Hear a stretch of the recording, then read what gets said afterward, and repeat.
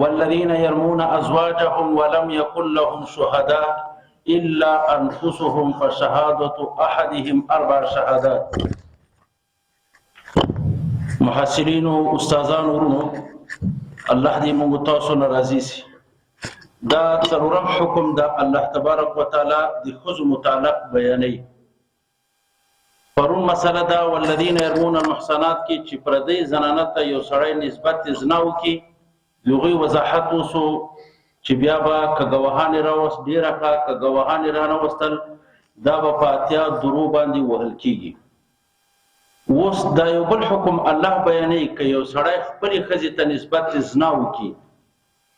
چې یا د څورته چې ته زناکار په ساده الفاظو کې یا ورته وایي چې دا هاذ الولد ليس مني، دا کوم بچی چې تا پیدا کړی دا د زمانه نه ده، دا د بلې نطفې نه پیدا کړی ده. دا دواړه نسبت زنا دي. خپل کور والا ته یو سړی نسبت زنا وکړو، دا مسله به څرنګه کیږي؟ یا داسې ورته وایي چې ته زناکار یې، یا دا ورته وایي هاذ الولد ليس مني، دا کوم بچی تا پیدا کړی دا زمانه نه ده. هو به هو دغه سي مسله د صحابه په دور کې واقع شو او دا آیات نازل شو.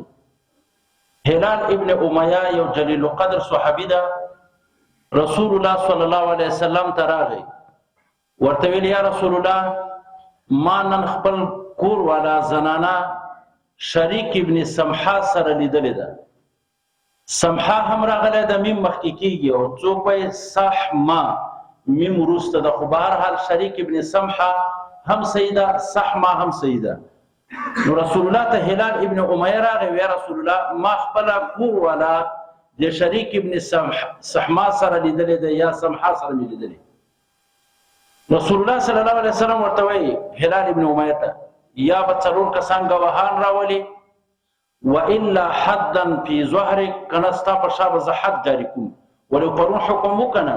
چې څوک تهمت پر ښځه باندې ولګي اتیا دوری وهل کیږي. دورته یا رسول الله دا عجیبه خبره ده، یو سړی دی خپل ښځې سره څوک ګوري بیا د ګواهانو پسې منډې وهي، ګواهان دی راولي او بیا د په سر ودري، دا کېدی شي؟ بیا رسول الله ورته ویلي صلی الله علیه وسلم ویل یا به څلور کسان ګواهان راولي او که ګواهان رانولي ستا پر شا به زه حد قایم کوم. ده ورته داسې ویلې یا رسول الله ما د په ذات قسمي چې تی پر اختیار علیګلی پیغمبر چې الله به زما تزکیه کوي او زما پر شان به آیتونه نازلوي. دا خبره خلاصه صلی الله الله تبارک وتعالی دا آیتونه نازل کړل والذین يرمون ازواجهم ولم يكن لهم شهداء. دې آیتونو حاصل دا د الله د حکم نازل کړ. کوم سړی چې خپل بیبي ته وایي چې ته زناکار یې یا ورته هاذ الولد ليس مني، دا بچی زمانه نه ده، دا سړی به راوستل شي. سړی نه به پوښتنه وکړي ته ګواهان لرې؟ ویلې نه لرم. یا رجوع کوي د خپل خبرې نه، دا خبره رجوع کوي که دا رښتیا وایي چې دا رښتیا د کور والا باندې تهمت لګولی چې زناکاره ده. که رجوع یې وکړله،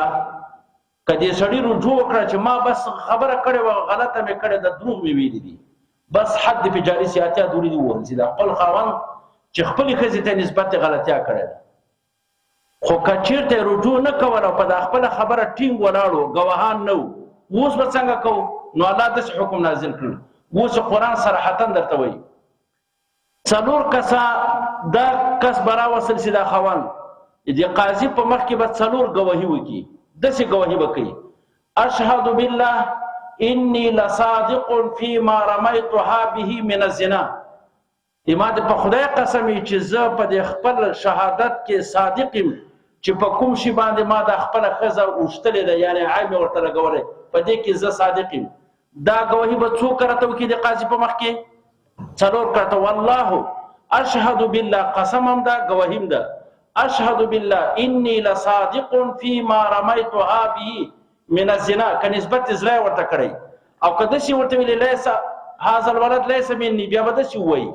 اشهد بالله انی لصادق فيما رميتها به من نفي الولد. هیڅ مشکل نه څنګه لفظ جمله ورته بدلیږي. څلور کراته به دا ګواهي د قاضیانو په مخ کې وکړي چې زه صادق یم چې په کوم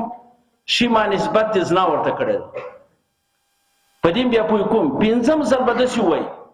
لعنة الله علی ان كنت من الكاذبین فيما رميتها به من الزنا فما د خدای لعنت وي کما به دروغ ویلي په خبره کې چې ما خپل ښځې ته نسبت زنا کړی ده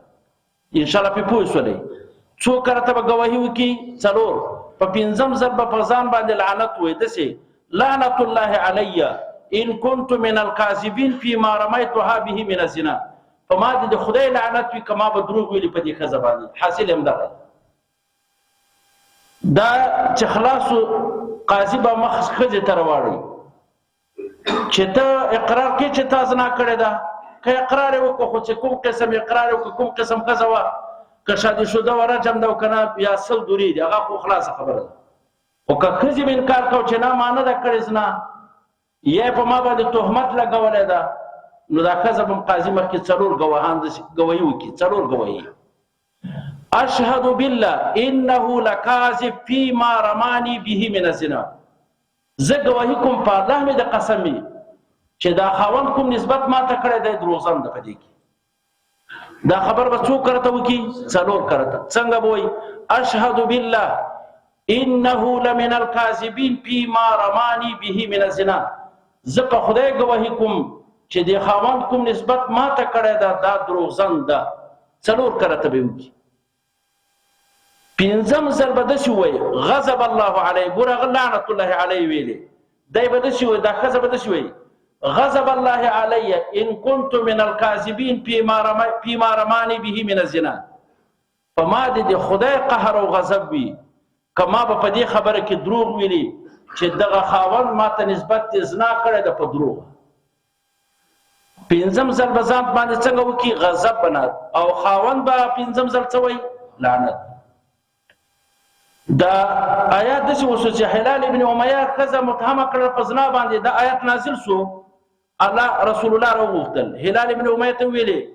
وایي ته په دې خپل اقرار باندې ولاړې وې هو وایي هله څلور کرته ګواهي وکړه څلور کرته یې ګواهي وکړله پنځم کرته قرآن ورته ویلي چې لعنت به په ځان وایي هلال ابن امیه ویلې په ما دې د خدای لعنت وي که ما به دروغ ویلي دا ښځې زنا کړې ده شریک ابن سمحا سره ښځه راوغوښتله هغې ته وویلې چې تا زنا نه ده کړې وی نه ویل ګواهي کوي څلور کرته یې ګواهي وکړه اشهد بالله انه لکاذب فيما رماني به من الزنا دا سړی دروغجن ده چې کوم شي ما ته نسبت کړی ده رسول الله په دې وخت کې څلور کرته ګواهي وکړه دې ښځې ته ویلې وی خبرې تاسو دواړو کې یو خامخا دروغجن ده نو که رجوع کوي دا د دنیا عذاب اسانه ده د عذاب د آخرت نه دنیا کې خو یا اتیا دورې دي په خاوند کې ځان دروغ ویلې یا ښځې باندې سل دورې یا مرګ د نور خو چې نشته خو د آخرت ډېر سخت ده د صحابه وایي چې رسول الله صلی الله علیه وسلم دې ښځې ته خبره وکړله چې ګوره تاسو دواړو کې یو دروغجن د خامخا تاسو رجوع کوئ د دنیا عذاب اسانه ده وایي دا ښځه ودرېدله وایي موږ دا صحابه ویلي چې ولا لکه رجوع کوي وایي بیرته را متوجه سو رسول الله ته ویلي چې زه باقي ورځ خپل قوم ته عیب نه پرېږدم چې خلک وایي چې فلانې خېل زناکارې ښځې ساتلي دي یا فلانې خېل ښه خلک نه دي وایي زه قوم ته د عیب او د تهمت خبره نه کوم غضب الله علی په ما د غضب د خدای که دغه سړي به رښتیا په ما ویلي دروغ یې ویلي دي بس دا حکم وسو د موږ تاسو د احنافو مذهب دغه ده چې بیا به قاضي سره جدا کی دا دواړه خلک به سره جدا کی دا دواړه چې کله په لعان سره جدا سو کنه دا المتلعنان لا یجتمعان ابدا دا تر قیامت پورې بیا نشي جمع کېدی سره دا دواړه خپل منځ کې نکاح نشي کولی سره یعنی تاسو داسې څه لکه یو سړی چې رضا چا سره تی وروي هغه ابدا حرامه سي دا ښځه په دې خاوند باندې ابدا حرامه سي المتلعنان لا یجتمعان ابدا دا لعان کون کې خلق دا به تر قیامت پورې ابدا مؤبدا بیا نه جمع کیږي تاسو د قرآن پاک ترجمې نه مخکې څلور ګواهي ولې کیږي خاوند څلور ګواهي ولې کوي وجه دا ده چې په شهادت زنا کې په زنا کې څلور ګواهان دي دا څلور ګواهي به قائم مقام دي څلورو ګواهانو سي ښځه هم څلور ګواهي کوي ولې دا سړی اثبات زنا کوي دا خاوند خو اثبات زنا کوي زنا په څلورو ګواهانو ثابتېږي گواهان نشته نو څلوره گواهی به کوي. ښځه انکار کوي چې ما زنا نه ده کړې، ځانه دفاع کوي، نو څلور گواهی به دا کوي چې حد قذف دفع سي چې ما زنا نه ده کړې، څلور کرته به دا گواهی وکړي. پنځم ځل باندې ولې خاوند ځان باندې لعنت وایي؟ دا به داسې شي لکه دعوه، گواهان چې ټیشه باندې راولي خو دعوه وي. دا پنځم ځل گواهی به داسې لکه دعوه، او دا څلور کرته گواهی به داسې لکه گواهان. د ښځې هم ده، خدا ده چې ښځه په پنځمه گواهی کې غضب وایي او سړی په پنځمه گواهی کې لعنت وایي. ولې؟ ګوره دا لعنت ویل مسلمان باندې حرام دي، ګناه کبیره ده چې مسلمان ته لعنت وایي. دا ډیر غټ شی ده. مسلمانان سړي دا په لعنت باندې نه ورځي چې په ما د لعنت کما به دروغ ویلي، نو ځان ساتي. ښځه چې دا د دې په خولې کې د لعنت ټکی ډیر وي، نو که لعنت ورته شریعت مقرر کې ډیر جرأت ور باندې کوي،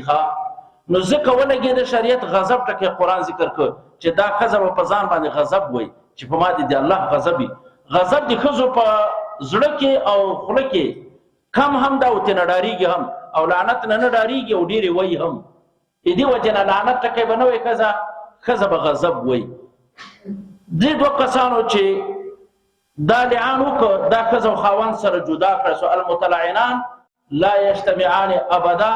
بیا تر قیامت دوی دواړه نشي سره جمع کېدلی چې دوی دواړه بیا نکاح سره وکړي. یو صورت کې کېدی شي چې سړی ښځې ته ویلې چې تا زنا کړې ده، بیرته یې رجوع وکړله چې ما دروغ ویلي، په حد قذف سو که نه، بیا یې کولی شي. په حد قذف سو یعنی په حد په دروغ ووهل سو، اتیا دروغ باندې، بیا هم دا خپله ښځه ده، بیا څه مشکلات پکې نه راځي. والذین یرمون ازواجهم، هغه کسان، هغه خاوندان چې دوی ولي خپلې بیبیانې په لفظ د زنا باندې، ولم یکن لهم شهدا، او گواهان هم نه لري، الا انفسهم، مگر خپل نفسونه. فشهادت احدهم، گواهی دی یو دی دوی، 4 شهادات بالله، څلور گواهی وکړي بالله په الله باندې، انه لمن الصادقین، چې زه دې رښتیا ویونکو نه، دا خاوند وایي انی لاشهد بالله انی لصادق فيما رميتها به من الزنا. وایي ګوره د لعان تعریف لغت کې بعد ویل کېږي عن رحمت الله، د خدای د رحمت نه لرې کېدل لعان د لعن نه ده. او په اصطلاح کې شهادات مؤکدات بالایمان مقرونه باللعن والغضب. شهادات مؤکدات بالایمان، دا گواهیګانې دي مضبوطې دي په قسم، مقرونې دي په لعن سره په جانب د خاوند کې، او غضب سره په جانب د ښځې کې. دا تعریف د دې لعان. دا څلور گواهی او پنځمه گواهی قائم مقام دي دې سو چې حد قذف دې سړی نه لار ختم سو، چې څلور کسه گواهی وکړل او پنځم کار ته په ځان لعنت ویلي، دا سړی د چیش نه بری سو، وایا د حد قذف نه بری سو. دا ښځه چې څلور کار ته گواهی وکړل او پنځم کار ته په ځان غضب ویلي، دا ښځه د حد رجم نه یا د سلو درونه په امن، یعنی حد نه په امن سوله په دغه گواهی باندې. او نتیجه دار وته چې دوی دوه منځ کې به قاضي تفریق وکي، بیا دوی نکاحګانې نشي کولای. ګوره د ښځې عزت او وقار الله تبارک وتعالی باندې دومره ګران ده چې یو خاوند قدر نشي کولای د خپلې ښځې. الله وایي ته د قابل د ښځې نه یې، مخ دې ورک سه، لرې سه، بس ابدا سره جدا کړو. همدغه توجیه راځي که نه. ګوره په شریعت کې د اصلي ښځې او د مسلمانې ښځې څومره قدر ده چې نفس خاوند دومره ورته چې ته زناکاره یا د بچی د مانه نه ده راوړی. الله وایي اوس به قاضي میدان ته راځي، یا به ګواهان راولي، که ګواهان نه راولي څلور کرته به قسمونه او ګواهي کوي، او پنځم ځل به په ځان لعنت وایي. ګوره دا ډېر غټ احترام ده د ښځې. او دغسې د دنیا ښځې دغسې وقار نه لري چې مسلمانه ښځې لعان نشي ورسره کېدلی، چې لیونۍ ښځه وي نشي ورسره کېدلی، چې خاوند نابالغ وي لعان نشي کېدلی. ځکه هلته شهادت ټکی راغلی، شهادات مؤکدات. اقا سړی لعان کولی شي قابل د شهادت وي، نو هغه مسلمانه ښځه کولی شي. نو غربیان دي د مونږ ښځې په خپلو ښځو نه قیاسوي، هغه کافرې دي، هغه سره وقار لري نه، هغه د انسانیت په حیثیت باندې سره دي نه. مونږ ښځو ته چې کوم مسلمانې بیبیانې دي هغه ته الله ډېر وقار ورکړی، نه خاوند معاف کړی ده نه پردی سړی. چې یو پاکدمنې مسلمانې ښځې ته په معاشره او په کور کې څوک نسبت زنا وکړي، دغه حال ده. دومره قدر او قیمت ده. والخامسه والشهاده الخامسه پنځم گواهی به داسې کوي ان لعنت الله علی لعنت الله تعالی علیه اصل کې علیه په ما باندې دا سړی چې وای ان کان من الکاذبین که زه دروغ وایم فيما رميتها به من الزنا کما با کوم نسبت ورته کړی د زنا. اوس خزه ته قران راغی ويدرؤ عنها العذاب د پکیږي د دې خزنه عذاب چې رجم ده ولې چې گواهی ونه کې خرجم پر راځي هغه دا د انتشهد اربع شهادات دا بل څلور گواهی کوي ښا د دې درو د پر انتشهد اربع شهادات فاعل ده انتشهد اربع شهادات څلور گواهی بکې بالله تعالی باندې لانه دا خوان لمن الكاذبین دا دروغ ویل دي فيما رماني به من الزنا چې کوم ټکه ماته نسبت زنا کړی ده ښا. والخامسه پنځم زربده شوی ان غضب الله علی غضب دی علی په ما باندې موږ د شوی غضب الله علی دا غضب وای چې په ما د خدای قهر وي کما ها کچیرته به دغه اختیا ویلی په دغه خبره کې چې پاتې نسبت زنا کړي یعنی دا دروغ زن ده ګوره دلته غضب راغلی ان غضب الله علیها غضب دی الله تعالی دی علی په دې غضب باندې ان کان من الصادقین کای دغه خاوند د اختیا ویونکو نه په دې مسله کې ښا الا ولولا فضل الله علیکم ورحمته کنه فضل دی الله تعالی په تاسو باندې رحمت. ګوري دی خلقو ته دا حدود دا زجر کار کیږي او یا ورته عذاب کار کیږي یا بد اخلاقی ورته کار کیږي یا وحشت ورته کار کیږي او قران پاک ورته فضل ویلي دي ولولا فضل الله علیکم کتاسو باندې د خدای فضل نه وي تنفيذ د حدود کوي ورحمته او د الله رحمت نه وي لفزحکم وعاجلکم بالعقوبه نو انا به دوه پیسې لیکول یا به شرمولې ور شرمېدل دی وهلو نه ډیر سخت دي ښا زما په خبرو ټول پیږي او دویم نمبر کې یا به فورا الله عذاب راوست دنیا کې. نو حدود څومره د خدای فضل سو انسان هم پرده وسوله د سړي پرده هم وسوله د ښځې پرده هم وسوله او الله تبارک وتعالى مسلم حل کړله او عذاب په حال رانغی په څلور گواهی. ګوره دا حدود او دغه لعان دا د الله تعالی فضل د قران خپل ورته ویلي ولولا فضل الله کله فضل د الله تعالی علیکم فتاسو باندې او رحمت الله تعالی نو ګوره د دې لپاره جواب دی لولا محذوب ته نو لفزحکم وعاجلکم بالعقوبه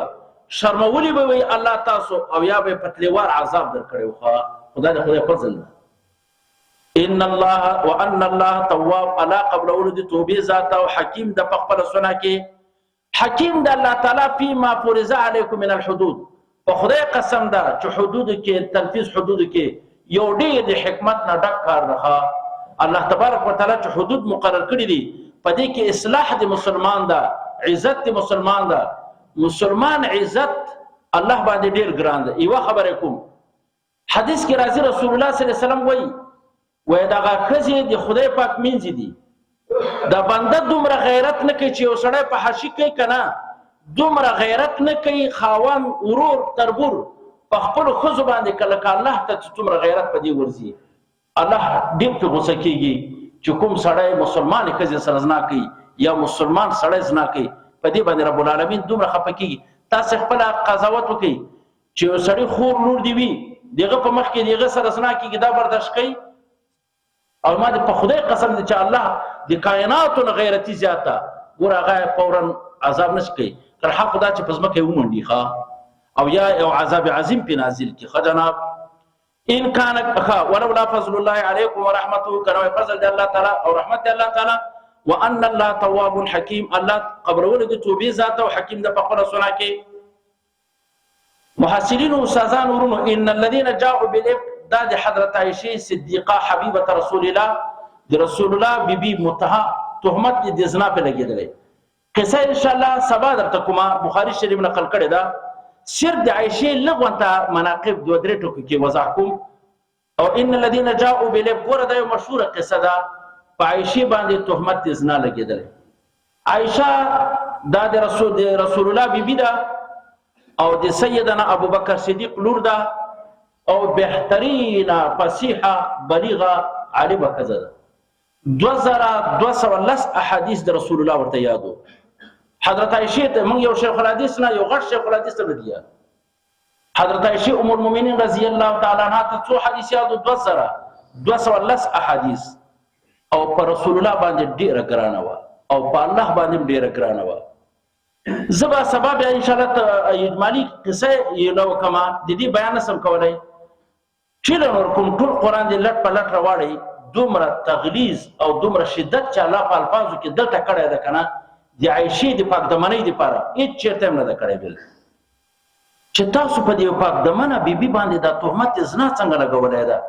چې دی منافقانو ویل کنه ان امراه نبيكم قد بات منه ولا نجا منها ولا نجت منها واستاسو د پیغمبر بیبي زنا کړی د پلان سره نغه په نجات کې ده نه تاسو لدا په نجات کې ده. نو خدای پاک لس آیاتونه نازل کړل د عائشې براءت او پاک دمنی په چند آیاتونو باندې الله بیان کړی ده. کوم سره چې وسم نسبت زنا عائشې ته کوي په لس آیاتو د قران پاک کافر ده چې څوک وسم نسبت زنا عائشې ته کوي دا کافر. او بل خبره ته کوم په دنیا کې یو تهمت په حضرت موسی علیه السلام ولګي د بنی اسرائیل ویل دا ادور ده و خصيتینو کې هغه دا سره ادور ده ځا. نو ګوره تاسو معلوم ده د حضرت موسی علیه السلام دغه تهمت په ولګي ده کانی تزکیه وکړه لمبلې کانی جامع ته نه تختولې او د معاشري د بنی اسرائیل منځ کې ودرت کاړه کنه ټول ولید چې حضرت موسی معیوب نه دروغ ده تزکیه چا وکړه د موسی علیه السلام وګیږي ها کانی تزکیه وکړه. موږ تاسو په حضرت مریم علیه السلام باندې تهمت د زنا ولګي ده چې د حضرت عیسی علیه السلام ولود زنا ده زنا نه پیدا ده د دې تزکیه به انتاق ولدها خپل زوی تزکیه وکړه انی عبد الله اتانی الكتاب لم يجعلني جبارا شقیه د الفاظ ویلې تزکیه وکړه ورته راځه سو ماشومتوب کې خبرې ورته وکړلې وای ما ادی پاک دمنه بیبي ده او زه د خدای پیغمبر یم. خدا مخلوق د کانه مخلوق ده. په یوسف علی السلام باندې تهمت زنا د زلیخا سره ولګیده خو پاک دمنی یو ماشوم وکړه او شاهد من اهلها. زمونږ استاد په مور باندې هم تهمت زنا ولګیده پاک دمنی مخلوق نه ده کړی خو رب ذوالجلال خالق لا یزال وکړه په لاسو ایتونو باندې دنیا کې چلن زور کوم چې دی یو چا تزکیه هم تر اوسه پورې د څه نه ده کړی لکه زموږ استاد د کشر مور تزکیه چې الله وکړه دومره تشدید الفاظ ویل دي اوس په سبب ان شاء الله ترجمه سیخه. عائشه صدیقه حبیبه رسول الله دا پر رسول الله ډیره ګرانه وخه درې منټه شته پر رسول الله صلی الله علیه وسلم ډیره ګرانه و. دا جبرائیل راغی ورس رسول الله ته وحی راوړل رسول الله ورته وی عائشه جبرائیل پتا سلام ورته وی وعليه السلام وعليه السلام هو يرى ولا ارى پددم سلامي دایمي ګوري زه خو نه ګورم ښا. عائشه وی رسول الله صلی الله علیه وسلم صحابه ته په کومه مسله کې مشکل پیښ شو د عائشه دروازه به ټکوله چې موږ ته دا فتوا راکړه دومره علم الله ورکړي ښا. او پر رسول الله باندې په ټولو بیبيانو کې محبوب ترینه بیبي حضرت عائشه و. دا صحابه په سوي وو چې رسول الله باندې ډیره ګرانه ده. اې دې نمبر به څارو چې دا رسول الله په کوم ورځ باندې عائشه سره پاتې کیږي په کوټه کې په ورځ باندې به تحفه برابرولې دې کوټې ته به بیا ورولې چې رسول الله ډیر خوشاله سي په تحفه باندې ښا. د رسول الله بیبيانه دوه ډلې وي دی وی ډلې شکو ورکړه پیغمبر ته ویا رسول الله دي صحابه ته وایي ځه سازي د څه وکا چې دا د په هر نمبر د خزو کې دا تحفه راوړي ولې د عائشه په نمبر کې راوړي ښا. رسول الله ورته ما تاسو ما مجبوروي په دې خبره کې ښا کې نه. فاطمه زهرا سیدة نساء اهل الجنه دا پر رسول الله ډیره ګرانه و دا به بل وخت د توي د رسول الله دا لور فاطمه زهرا سیدة نساء اهل الجنه دا خزي راړي لور ته شکو وکړه چې دا پلاټ ته دی وای رسول الله ته چې د صحابه او ځان سازي وکړي چې په هر نمبر کې دی بیوی راوړي او تحفه دی راوړي. حضرت فاطمه زهرا سیدة نساء الجنه رسول الله تعالی یا رسول الله د تابع بیان خدا خبره کړې ده چې دا صحابه ته چې په هر نمبر کې دی میوه راوړي تحفه دی راوړي په یو نمبر کې دی نه راوړي دا څه ورته وي ویا بونیتی لوري چا سره چې الله او رسول محبت ساتي ته سره محبت ساتي وی او وی عائشه سره زه محبت ساتم ته محبت ور سره ساته ښا. وی دا خبره پرې ده. نو حضرت عائشه ته الله تبارک وتعالى دومره وقار ورکړو او علم ورکړو. دا مسروق د یو خاص شاګرد دا تابعی ده دی بچی روایت نقل کاو کنه ډیر محبتنا وحدثتني عائشه صديقه ابنه صديق حبيبه رسول الله المبرأه من السماء د ناس نه به د الفاظ نقل کول و ما ته حدیث بیان کړی د عائشه چې صدیقه ده ابنه صدیق د لور د صدیق ده حبيبه رسول الله د پیغمبر ډیره محبوبه بیبی ده المبرأه من السماء بعشر آیات د قران لس آیاتونه د دې په تزکیه باندې نازل دي ښا د ډیر محبت دی وجنا نو عائشه ته الله تبارک وتعالى یو وقار ورکړو او رسول الله به ډیر غپ ور سره لګاو دا یو خبره کوم نور بس کوم رسول الله ورځ ورته وای عائشه ته چې کله معنا خپه هم ز پویګم او کرازي هم خپه ز پویګم وای څنګه رسول الله وای چې کله ته معنا خپه بیا چې قسم کې دسی ورب ابراهيم ما د قسم پر رب ابراهيم د مانوم ناخله او چې ته معنا راضي کنه بیا ورب محمد وای چې ما د قسم پر رب محمد دا ورته یا رسول الله رښتیا وای خو په خدای قسم ده زړه کې د محبت نه پریدم صرف په خلی باندې د لفظ نوم پریدم ښا د ابراهيم د تا د پلار نوم اخلم او په زړه کې د محبت نه پریدم صرف په خلی باندې ستا د نوم پریدم ورب ابراهيم وای واخر دعوانا ان الحمد لله رب العالمين ان شاء الله سبب تفصیلی قصه د دې تهمت ازنا وسی کالفاظ ترجمه وسو او کو نه سره دغه تفصیلی قصه کوم الله تعالی دې مو تاسو ناراضي شي الله په دې مجلس باندې هزار بار رحمتونه عافیتونه نازل کړي الله دې مجلس ټول مقاصد شریعه مون سره پوره وګرځي الله دا مجلس ټول حاجتونه شرعي د دنیا او د آخرت مون سره پوره وګرځي الله څومره خلق ناس دي الله د عزت او د عافیت ژوندۍ مون ټول ته نصیب کړي الله د قران او د حدیث خدمت او مهارت مون ټول ته نصیب کړي الله دې زوال ایمان نه مون ټول ته حفاظت نصیب کړي الله سکرات الموت مون ټول باندې آسان کړي یا الله دې شدائد د قیامت نه مون ټول ته نصیب کړي الله زموږ ټول صغائر کبایر ګناهونه معاف کړي الله توفیق د طاعات او د عبادت مون ټول ته نصیب کړي الله توفیق د معاصی او د ګناهونو مرته نصیب کړي یا الله فقم قول فعل کستار زای خدای مون ټول ته توفیق مزید نصیب کړي الله دې امارات پر شان خدای متحدین متفقین مخلصین مصلحین وګرځي الله دغه نظام جاری دائم ساری ولري په دې ناس مجلس باندې هزار بار رحمتونه عافیتونه نازل کړي د دې مجلس په کورونو باندې هزار بار رحمتونه عافیتونه نازل کړي څوک بیماران زخمیان هسپتالونو کې کورونو کې الله دې نیک عمل لپاره ټول ته شفای کامل عاجل ورته نصیب کړي څومره پریشان مسلمانان دي الله خوشالي پیراولي د چا اختلافات خدای په الفت باندې بدل کړي د چا دښمنیګان خدای په دوستۍ بدل کړي